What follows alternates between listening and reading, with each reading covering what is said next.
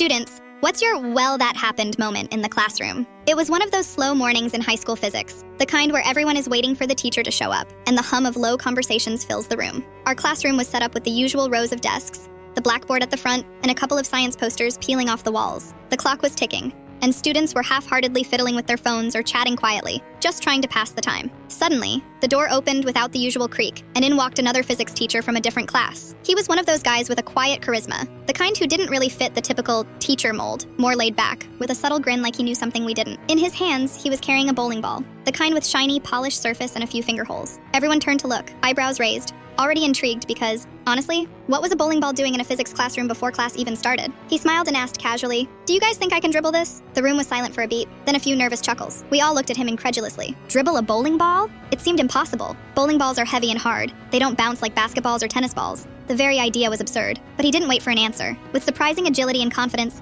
he stepped forward and began to slam the bowling ball into the floor. Each thud echoed through the room. The ball hit the ground hard, rebounding slightly, enough for him to catch it and repeat the motion. It was awkward, noisy, and kind of hypnotic to watch. As the ball bounced repeatedly, more of us started to laugh. Some students were whispering to each other, impressed by his audacity, or maybe just entertained by the spectacle. It wasn't like anything we'd seen before. The heavy bowling ball seemed to defy the usual expectations. Then, after about 5 or 6 bounces, the impossible happened. The ball suddenly cracked, splitting cleanly in half as it hit the floor. For a split second, the room went completely silent. Everyone's eyes widened as the 2 heavy halves of the ball lay on the ground, with a few dusty chips scattered around them. Without missing a beat, the physics teacher crouched down quickly, scooped up both halves, and held a finger up to his lips in a conspiratorial shush gesture. Then he shuffled toward the door, giving a sly smile as if we were all part of some secret joke. The door closed quietly behind him, leaving us staring at the cracked bowling ball on the floor and the tiny fragments dusting the linoleum. About 15 seconds later, our actual physics teacher finally arrived, walking in with her usual calm energy. She stopped dead when she saw the mess on the floor, the cracked bowling ball halves and the scattered chips. "What was all that noise? What's this mess on the floor?" she asked, clearly confused. Nobody knew quite how to answer.